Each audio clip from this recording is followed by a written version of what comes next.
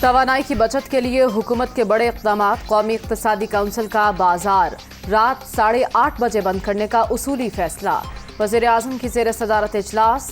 شہباز شریف کی اہم امور پر مشاورت مکمل۔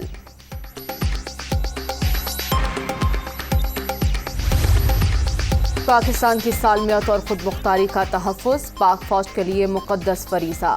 ملک کے دفاع سے متعلق فرض کی ادائیگی کے حوالے سے اپنی ذمہ داریوں سے آگاہ ہیں۔ آرمی چیف کا فارمیشن کمانڈرز کانفرنس سے خطاب۔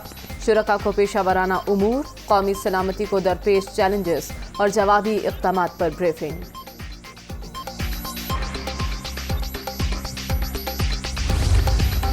اور جولائی کے آغاز میں بجلی کی لوڈ شیڈنگ میں نمایاں کمی متوقع۔ 2 سے 3 ہفتے میں پیداوار میں خاطر خواہ اضافے کی کوشش کر رہے ہیں۔ وزیر توانائی خرم دستگیر کی نیوز کانفرنس۔